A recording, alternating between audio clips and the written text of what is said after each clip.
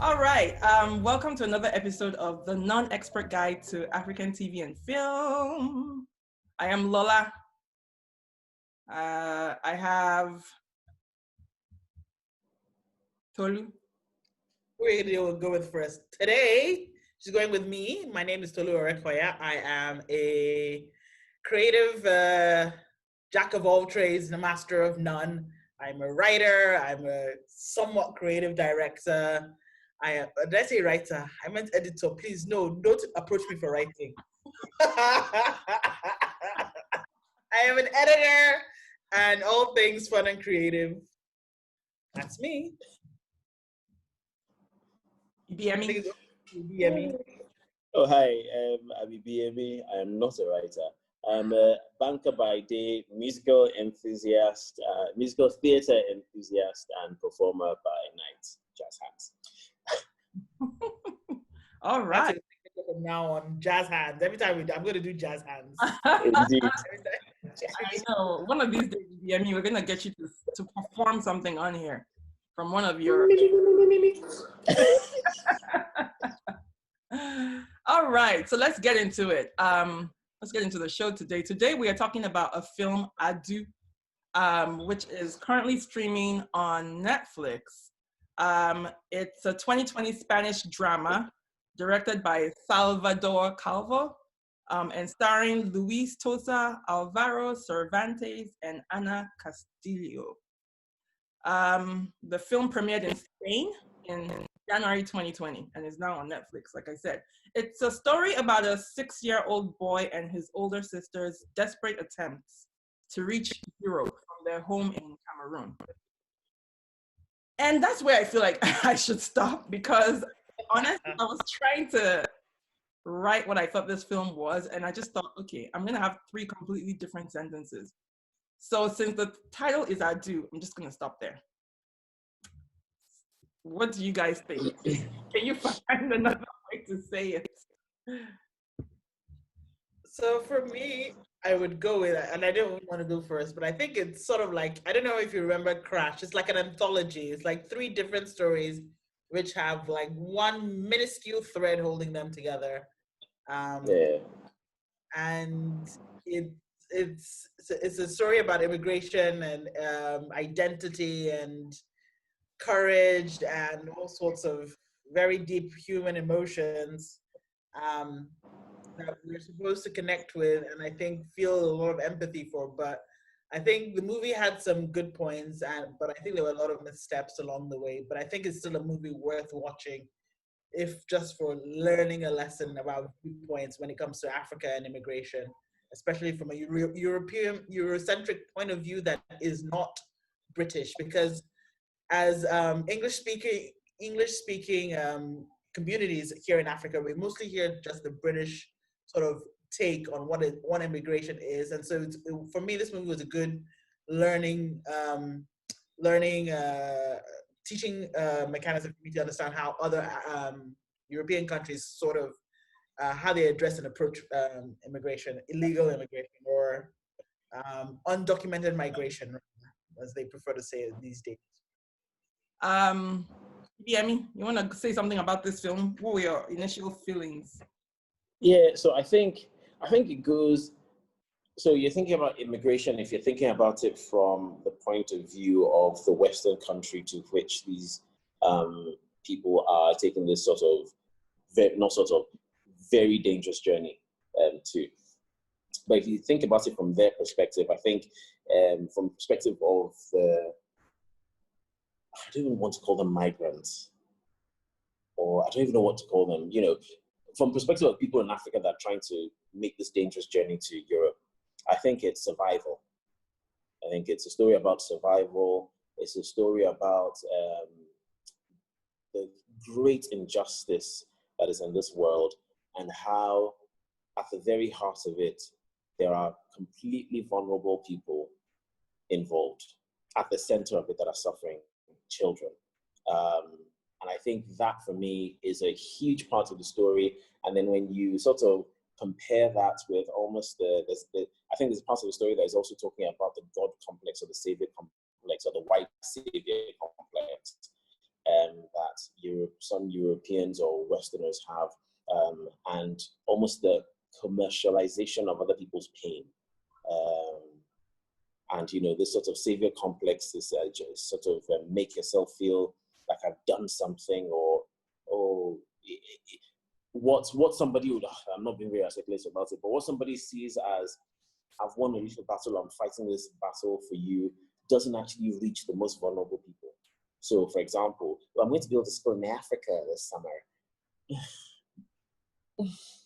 No, that's not what they need. The people that are really suffering, yes, it's good, you go there, you give them a little bracelet, you take some pictures, and you shed tears when you're leaving.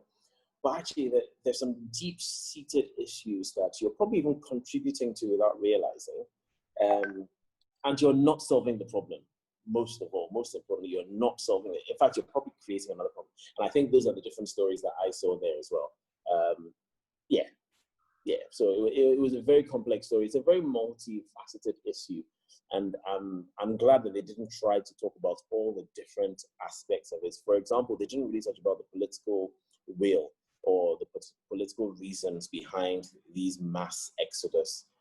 So I'm glad they didn't talk about that, because that would have been, you know, a totally different story as well. But the aspects they did talk about, I thought were haunting and hit the nail on the head in many respects. Well, I don't know if they hit the nail on the head, because it's not my experience, but it's certainly, you know, shone a bright light on some deep and scary and worrying issues that we face in the world today. But I think you made an interesting, you said an interesting phrase in there, the commercialization of someone else's pain. Yeah, and it's not even so much commercialization, because commercialization means that they're making money off it. It's almost like, it's not fetishizing either. It's almost wearing it as a medal of honor. Well, yeah, when you say that, to save some elephants today. Okay, so when you say that, you're talking about Gonzalo's character. That's what you're talking about. And Sandra. I'm talking about, yeah, so when I'm talking about that, I'm talking about, so not so much the people that are taking advantage of the people that are trying to cross the Sahara, that are taking money from them. No, it's not that. That's part of the problem. But it's the white savior complex and the, oh, I like this bike. Do you know the deep, sad, tragic story behind that bike? No, but it's a souvenir, isn't it? And it's cute. And you're going to be riding it on the streets of Spain, and people are going to be like, oh, cool retro bike. And you're going to be like, but the story behind that bike, and that as an artifact is as a matter of fact, one could even say this story being told by a Spanish person as opposed to a Black person is an example of that. But I'm glad somebody's telling the story. So again, if the writer and director see this, I'm not having a go at all. But sometimes just leave it in Africa. Let them leave their bikes alone. Leave their tusks. Don't touch anything. Just go. It's sometimes what I feel. Well, so that I think, and this might feel a little harsh, but that's how I actually felt about the film. I did feel like, so apparently this was a hit in Spain, and it felt to me like a commercialization of African pain. Yeah. You know? Yeah. And I thought, is this story being told because we want the people, the audience, right? The original audience, that it was meant for, Spanish people, right? Because it was first it premiered there. Do we want, I mean, like, what do we want them to take away from here? Like Africans as always the ones always looking for handouts, always begging, desperate to enter another country. You know, I just felt very uncomfortable with that portrayal. And I just don't know that it was this filmmaker's story to tell. I mean, of course, anybody can tell the story they want, but. Yeah, it's a true story, though. I mean, not like a true story, but it's a lot of people's reality. Therefore, I think it's an important story to tell. Yes, you're right. Does it actually resolve anything? And if it's for the Spanish audience, what was the aim? Was it to entertain and, like you said, you know, completely commercialize this? Or is it a story that they're telling? Because, you know, creatives and storytellers and singers and actors and all of that, our jobs as creatives is, yes, we want to express ourselves, etc., but it really should be something that moves conversation along, that helps society get better. The same way engineers build bridges and planes, and doctors find solutions to sicknesses and what have you, and politicians, I know what they do, but, you know, and bankers, I don't know what they do as well. But you know, the same way people that actually contribute to society should contribute to society, I think artists and creators should do the same thing. So it shouldn't, I'm hoping that it just didn't do this so that it will be a hit and people will buy it and people will go and watch and they'll make money off it. I'm hoping that they want to tell a story, because they told haunting stories and they didn't whitewash the pain at all. They didn't whitewash anything, to be honest, because even the people that you thought, oh, Gonzalez was trying to do a good thing, they made it pretty clear that he wasn't completely altruistic and he had a white savior complex, and actually he had issues that he ought to have been dealing with when he was running around trying to save African elephants. Uncle, your domot, your backyard is on fire. Leave these people. Leave them for now. Go and sort out your daughter's life, you know? So I thought that was that. So I think it was told truthfully. It didn't try to paint anyone in a particularly good light. And it drove the point home. Empathy. People are suffering. People are suffering. People are suffering. You know, for me, that's the story well told. So I struggle with this because on the one hand, I think that you do want it to be a commercial success. If you want to be able to tell a story, you want it to be able to connect in a way that more people want to see it and need to see it, because it's difficult to create. I mean, it's very difficult for people to feel empathy without having some sort of connection or witness to it. I mean, you can hear the stories, but it's more visceral. It connects a little bit better when they see something and when they watch something. And that's why movies are so powerful, because they fuel our imagination to not just we think of situations outside ourselves and we visualize it. We're able to see it in a way that, you know, we haven't been able to see it before. I mean, when we listened to Massa's story, Massa had been traveling for months and he had gotten as far as Dakar before the, you know. And he was coming from Somalia, right? He was coming. Exactly. So he was traveling a long way across. I mean, that's a young boy on his own. And you can see that he'd had to resort to a lot of things to be able to survive. He had resorted to theft. He had resorted to child prostitution. All sorts of things for him to be able to get to that point. And it's difficult. It's easy to dismiss those sorts of things that happen to young people and to the women and children who go through these journeys. But we hear bits of it once in a while. We hear about people trapped in the Tunisia and all these countries bordering Europe and Africa, in between where I think I forgot the name of the sea in between, where they, you know, Melilla, I think. Libya, especially. Sorry, Libya. Oh, Libya. And so I think it's important that these things are a bit of a commercial success, but there's a fine line between that commercialization because the story is important and that commercialization because, you know, it's torture porn. Basically, you're watching somebody, you know, somebody's agony to be like, oh my God, and, you know, to make yourself feel better about the situation that you're in. And I think the movie doesn't quite cross that, you know, doesn't quite get that, doesn't tell the story in a way that doesn't make it feel a little bit too, I don't know what the term is, but it just felt too, I didn't, the only character I really felt real sympathy for, and that was at maybe at 2 points in the entire story, was Adu. Everybody else was, I mean, and Massar actually, but everybody else just seemed very superfluous to the story, and I was like, get on with it, and really I was very tempted to press the fast forward button a lot of the times through this movie, because I just felt the storytelling I didn't feel necessary. Interesting. Yeah. So I feel like there was a lot of care. Like, so I read a little bit about this filmmaker, and he said he was an amateur painter, and he's a very visual director. You can see that the cinematography is beautiful. You know, I mean, you see Africa and you're just like, oh my God, what a gorgeous continent, you know? It was beautiful. But again, I'm just like, it almost felt like, and I don't know if I'm going to edit this part out or not, but it almost felt like, let's shoot in Africa and let's find a story that we can tell. Or have you heard that these stowaway situations where these young people actually climb into, let's make a film about that. You know, where there's no personal knowledge of any of the people who went through these situations, but from, you know, grabbing news from online, from news stories, and then we all just cobble together this story. I don't know. That's the way it felt to Oh, me. you think so? Mm-hmm. I'm really surprised. I think, yeah, I don't know.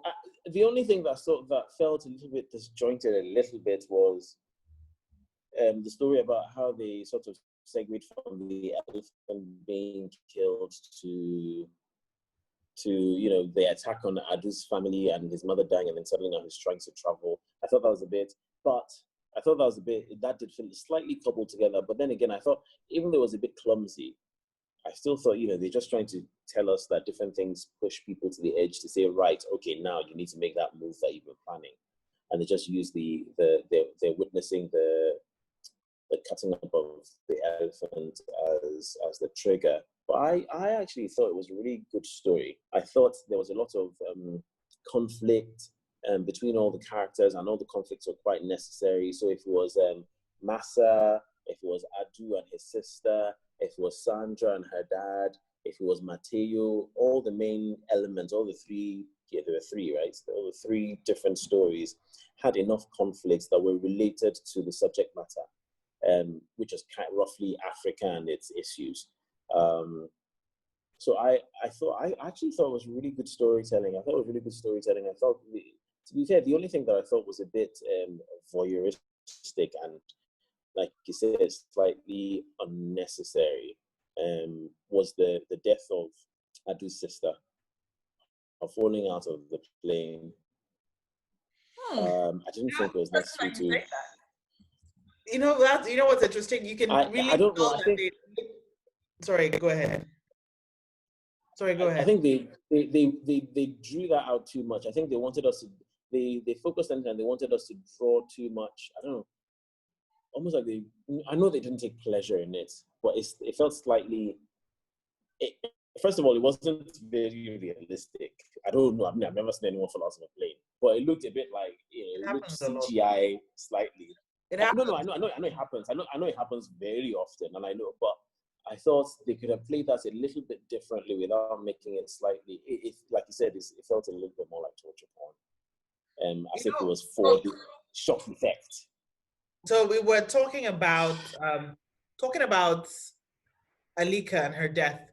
They literally just replaced her character with another surrogate sibling.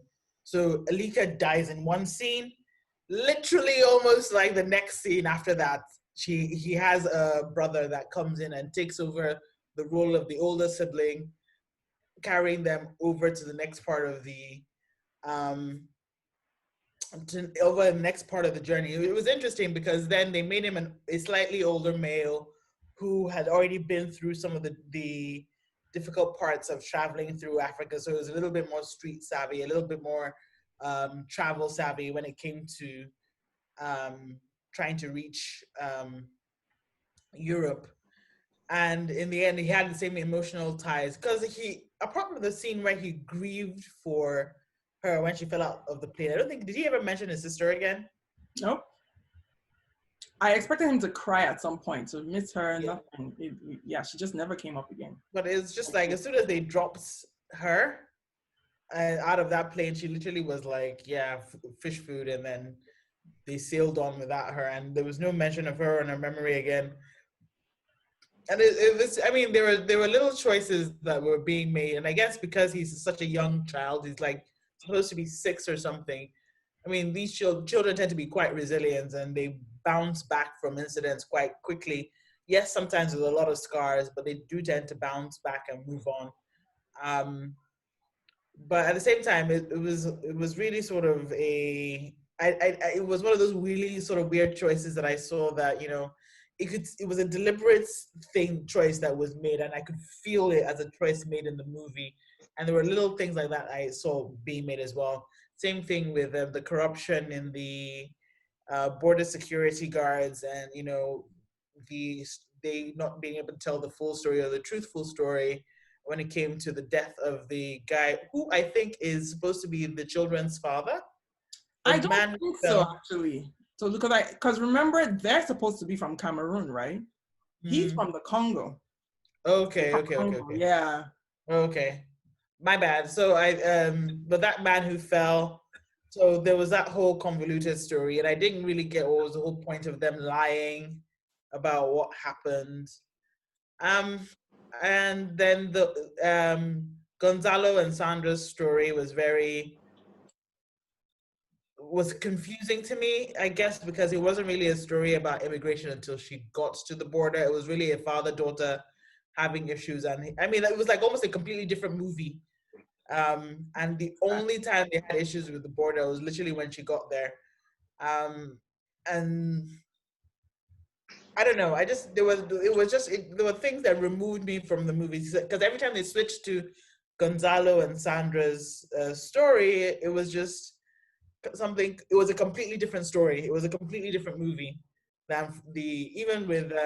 I could get the border security story and the relation. Ibiyemi, you're raising your hand. Because I will not let you rest until I make this point. So I think it was a brilliant juxtaposition of the pain and the plight of Africans in Africa and the white savior, or just to show how injustice is rife in this world. That's what I think that was meant to do. The same Africa, and they were not. In fact, they were in such close proximity. It wasn't even as if it was happening in a different country. They were in such close proximity. He saw the bike, so he was where them Adu were. He was at the same site where the elephant was killed. He drove past them when Adu and his sister were trying to make their getaway. So it just shows that, okay, they're here to help, but they're not actually getting the people that need the help the most. They're not, and it's partly because you're there chasing an elephant, which is, is brilliant work, yeah? But there's a systemic issue in the society that you're not dealing with that probably has to do with politics at your own country's level anyway. So they're interfering in politics all over the world. And then they drop a smattering of people who are willing to live a nomadic life or have this sort of slightly savior complex into this environment to make it look as if, oh, we're doing UN peace work. But what they're doing is that they're actually raping the continent itself. And they're not, the people that need the help are not getting the help. Do you know how much money they threw to Africa? I don't know what the figures are. But it's interesting when they say, oh, I give this money. Even me, I'm not good with money. If you give me half the money, if I give me 1/3 of the money, I will change Lagos. But the money doesn't get to these people. And the people are still suffering. But somehow along the way, they're passing themselves on the back. Their children are coming and taking souvenirs back, and they're saying, my dad is doing great work in Africa. He's saving the elephants. And when the children are here, they're in like really nice buildings, partying away, still doing coke, having some love tryst with, this buff African man with, he had dreadlocks, or was that my own slight? No, he did. Romanticizing the whole idea. So all of that is happening. All of that is happening when there's real suffering that they're completely missing. And I thought that's what those two stories were there to do, and to show just how, if you just pay attention, they're like sailing boats or sailing ships passing in the night, not seeing each other when they actually needed that connection. Imagine for a second that Gonzalez, with his gung-ho attitude and his bravado and his resources, had been involved or was aware of Adu's plight. They would have been okay now. Do you know what I mean?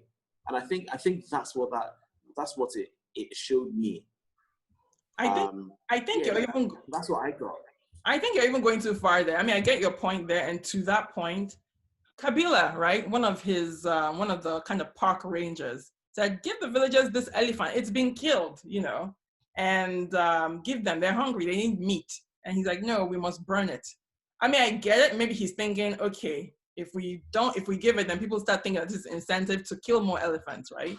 But at the same time, it's like you said, there's suffering happening. However, I have another inkling, which I just kind of got in this conversation now, about why Gonzalo and his daughter Sandra were in this film. Because maybe a film about, and the border story as well, because maybe a film about a young African boy will not sell in Spain. It's the same reason people. Yeah, for sure. to make it more palatable for the audience. I mean, they have to Exactly. see for themselves in the. I mean, you have to. I mean, storytelling is a fine line, right? You can't just tell a story for your own. I mean, if you're gonna be, I know the filmmaker is white, but you're also trying to connect to an audience, and it's like even in it. So you have there are choices you can make to make your audience, especially with stories that they don't feel any connection to whatsoever.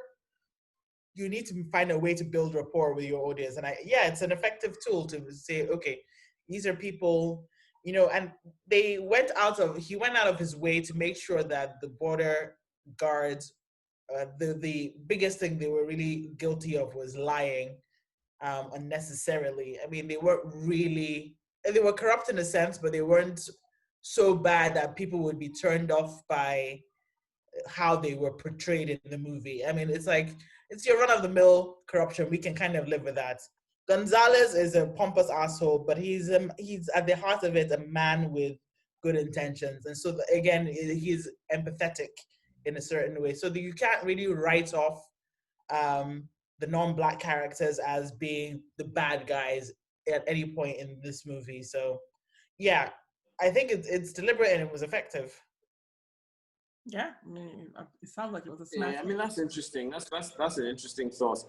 I didn't see it that way, but I wouldn't be surprised if that was absolutely necessary. From my perspective, I think because they were crossing into Spain, and that is where a lot of these issues happen. And that's where, the first port of call for many immigrants who are making this treacherous journey. I think it's valid to not insert them into the story. They are part of the story. They are part of the narrative one way or another. So from my perspective, I think it was valid to have them there. But actually, I won't be surprised. Let's give them a couple of white people so that they would at least see themselves and go and see the film.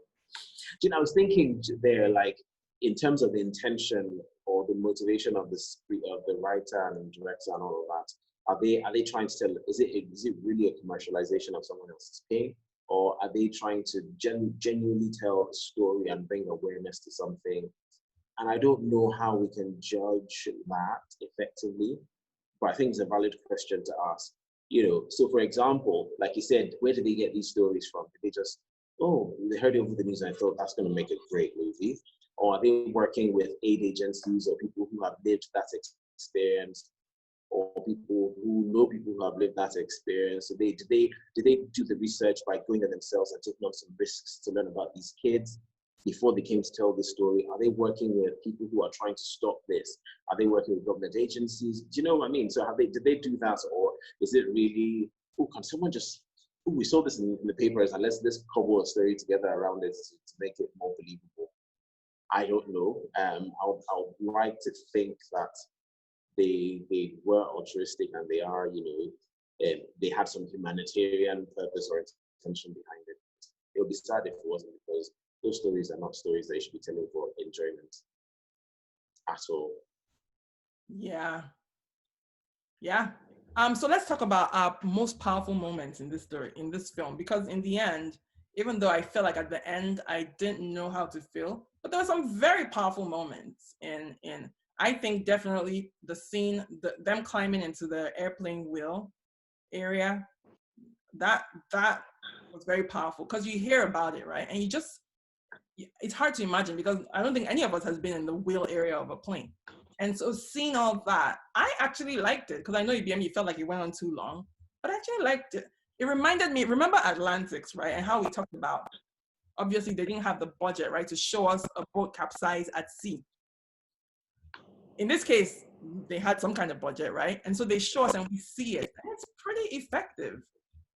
They could have done the same thing and talked about this thing in a way, you know what I mean? And not shown us, but I thought the scene of it was actually, I was just like, oh my God, don't get in there. You guys do not realize how cold it gets up there, So that was very emotional for me, and watching Alika just kind of, I know the scene up to it, I think, was great. It was the scene where they focused on her falling that I thought was a bit, I don't know. Yeah. So best scenes or most impactful scenes for me, obviously when Massa was taken away, like my heart broke. Oh God, my heart broke.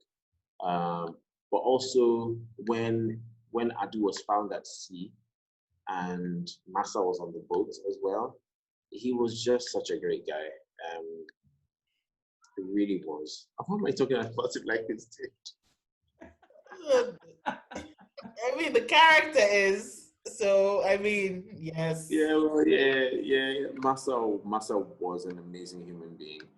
And again, the third most powerful, most impactful, I think, scene for me was when they didn't quite get all three stories to align as the ships were passing the night, but they got two of them, where the girl was going by with the bike and Massa was looking at her, maybe because she was attractive or whatever, and she was looking at him, and Adu was looking the other way, so he never did see the bike.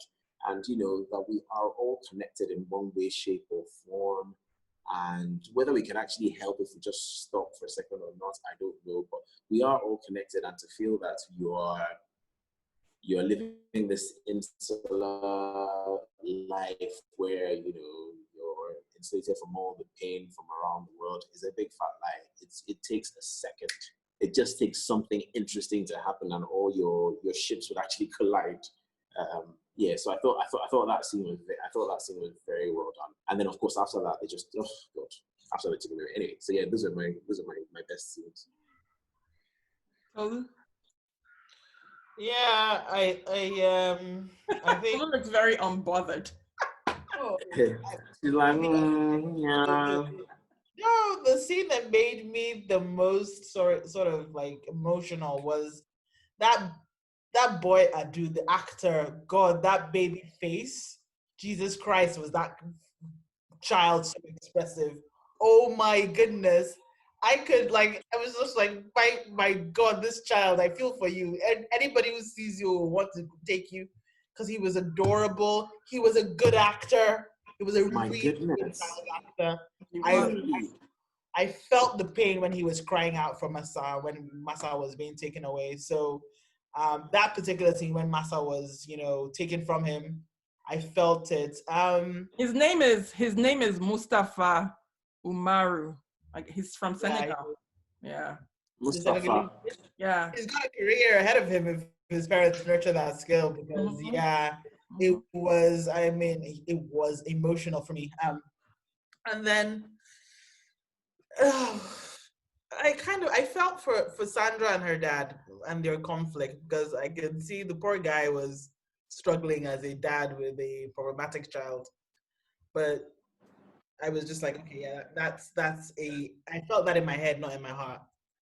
And I felt for Mateo as well. I felt for him because he was a man who I felt he was caught in between a rock and a hard place, and he fell for peer pressure.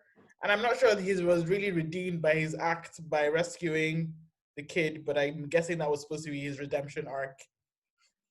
But yeah, Adu, the child actor who played Adu, Moustapha was just brilliant. And I think it was the best part.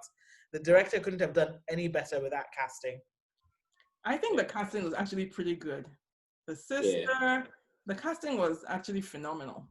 I don't know where he found those people, because I don't think that they're professional, at least the African actors. I don't know that they're professional. So I don't know how he did that. I'd be very interested to hear. Yeah. I would, in my mind, I almost think it's like a little Gary Coleman. Is it Gary Coleman? Is it Gary Coleman? Gary Coleman. I'm thinking maybe he's got a condition and he's actually old, because his acting was beyond a 6-year-old. He must be older than 6. Whatever. I mean, no, that was brilliant acting. Very expressive. Like you said, his face. Just being able to, use his features to convey the story. Brilliant. And I mean, the camera angles as well. The camera work was brilliant, because they knew when to actually focus on that face and say, right, this is going to tug at your heartstrings, whether you like it or not. I actually didn't have, sorry, I know we're talking about best scenes, but just something that Tolu said today. I actually didn't have anything emotionally to give to Mateo. I understood in my head his position or the conundrum. I didn't know. It felt kind of like white fragility to me, to be honest. I'm like, but you didn't do anything wrong. please, there's a child suffering somewhere. Come and dress to the side. Can we go back to? That's how I felt. In Elizabeth, as I didn't want to waste any of my time or emotions for him. And then he was now too fine. I said, oh, too fine. You don't need my sympathy. All the guards were fine. All those guards, they were like 3 hunks. I'm like, is this what border guards look like? They were all hot men. I'm running to that fence. That fence. Hit me, Mateo, hit me. I know, right? But no, I did feel like you said, I didn't understand. Yeah, he hit you hit him back, he fell. Yeah, it didn't seem as outrageous as a crime, you know?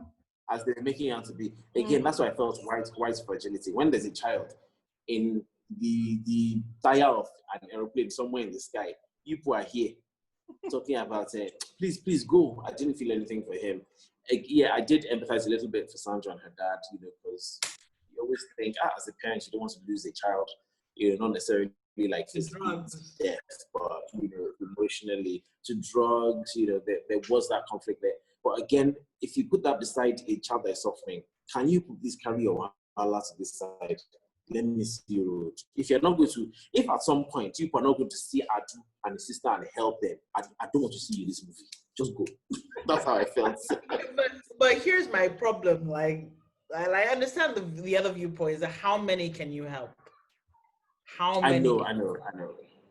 How many? If they're not showing up in ones and twos, they're not one that does. They're 10,000 of them. And you know that's that, and I understand the problem of immigration. I actually sympathize a lot with the Europeans because I can see. I mean, it's not like a gradual wave. It's like it's an influx because things are rough. And to be fair, these are situations that they created. So exactly, quite muted. But at the same time, you know, I get it. I mean, we didn't have a choice when they were coming here and taking all our resources. So, no.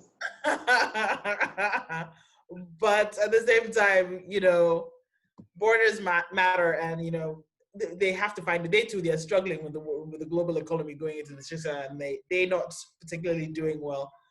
But anyways, Lola, what was just to draw some parallels between the Mateo thing though and the whole George Floyd kind of unrest that happened recently. And I just remember Mateo kind of complaining about, or was it him or one of his coworkers, saying how all the headlines, the press, it's all about the tattoo, the guy who fell from the fence and died, right? And not about them, you know? And it just reminded me of, you know, Blue Lives Matter. And, you know, like, it's not about you. Like, you're in a position of power. Like, you're here complaining, you know, about why you're alive. Yeah, you know. So that was just interesting that film happened there, and we had kind of something similar going on here as well in the U.S. But no, my most powerful thing was that one in the plane, just because, you know, and I guess I applaud the filmmakers for showing that, because it is harrowing to think that you realize you get up, a young person, because a lot of times these stories are young boys, young men, and then to not know that when you get up, it's not you're on the ground, right? And Adu can go around for days in with no shirt on, right? And then they don't know that there are places that get cold, really super cold. And then you don't realize that when you get up in the sky, it's a completely different story. So to see that, they did it well. I mean, I thought they did it well. Any last words? I think that's sorry. Gratuitous is the word I was looking for. Huh? Say that again. I thought that shot of Anika falling from the sky was a gratuitous shot. I thought, do you know what I mean? I thought I like the lead up to it, where they went, where, you know, they got into. I like all that, and then when the tire came up and they called blah blah blah. I like that. Yeah, I don't like it, but I thought those scenes were good. But I think just lingering on her falling like that, I thought it was a gratuitous shot. I think that's the word I'm looking for. It was too, they indulged in that and I'm not convinced that it was healthy or that it did anything to the show or to the movie or the movie. There I go. And thank God the plane was only going to Dakar. I mean, if that plane was going directly to Spain, right, that would have been it for Adu as well. You know, I mean, it's a miracle he survived. In fact, I thought Adu was a bit of a miracle throughout. Like I was telling Tolu, the cat with 9 lives, just nothing can get this boy down. Like Ikukoyi, like death cannot get him. Yes. What do they call it? They call them Mary, and they call female characters like that Mary Sue, and I think I forgot the male version of it, where they like no matter what choice they make it fine on the other side. A few bumps and bruises along the way, but yeah, they're completely fine. That child really, I mean, he literally lost his sister, his guide, and immediately after another one showed up. It was like it was miracle. Yeah. It's and so I get it. I mean, you needed some way for him to get. There's no way a 6-year-old could to make that journey by himself and make those choices by himself. And I guess they didn't want to do the obvious thing of having the sister fall in to do all the things that Massa had to do to support both of them, because again, it would have taken time for her to learn all these things, and they can't wait to growing up. So they needed to. So it was a choice. And a little more dangerous, I think, for a girl her age. A little more dangerous, yeah. And she was a younger girl too. Massa was a little bit older. He was about 15, 16. She was about 13, 14 at the very most. Yeah. In fact, even like maybe even as young as 11. Yeah, true. So, you needed an older like guide, so it made sense. But you could see the thought in that, and I don't see that very often when I go to a movie where I'm actually literally understanding the choices. Well, I'm reading the choices that they're making and why they made those choices, and I think it removes me a little bit from the movie. Okay. One more thing I'm gonna say is we never really understood why Adu's family was attacked. Did anybody understand why? Yeah. Why? Because they found out that Adu and his sister saw the poachers. Oh. I can't remember when his uncle came to the house and it was like, I want to buy your bike. It's because they had seen his bike. So where's your bike? Oh, so they came to either kill them in the middle of the night or to take them away. Why would they kill a couple of kids, their children? Because they would have told on them that they were poaching elephants. In Africa. Yeah. So I don't buy that. And that was why I didn't buy the conversation that the uncle was having with Adu, because who goes to your 6-year-old nephew and says, that's your bike, I want to buy it. You know, I'll give you a lot of money. Like, I don't know. It just felt like a weird conversation to have. Because the bike didn't even belong to him, right? It belonged to an adult. So why not talk to the adult? But I guess, I did not get that at all. Wow, I didn't understand I didn't understand that. That's what happened. Pay attention, guys. Pay attention. I was paying attention. I didn't see where all those things connected. Okay. I mean, that's how I rationalize it anyway. Please, Lola, edit this out. But to be very honest with you, I completely missed the whole bike scene until Ibiyemi explained it about 30 minutes ago. I was like, oh, that's the significance of that stupid bike. I'm like, why are they carrying this stupid bike around? Why is the bike going to Morocco? I mean, I don't understand the bike. This bike is on top of a Mercedes Benz and carrying it along like that. Why? Pay attention, people. Pay attention. I completely missed it. Did you both hear Yoruba at the beginning of that movie when they were Yes. Where was it? Go back and look. Yeah, I heard Yoruba. When they're all after the poaching happens and then it's evening and Kebile confronts Gonzalez. Gonzalez confronts Kabila, right? They have an altercation and he gets shoved up. Gonzalo gets shoved up against a wall. I was like, is that Yoruba? Yeah, I heard something. I don't remember if it was Kilo and Shele or something like that. There was something. Yeah, but so they so they no, that was supposed to be Cameroon, but they actually filmed in Benin Republic. Oh, that would make sense. That would make sense. That was in Cameroon. Yeah. So there was all They in West filmed it in Africa. Benin. Yeah, they filmed it in Benin. Wow. Benin, the country, not the city. Oh, Benin. Benin. Yeah, it's like I know. They No, filmed yeah, it very Benin. popular. And then Right, they're Yoruba Benin. speaking now, some parts of it. So. So that makes sense now. Mm-hmm.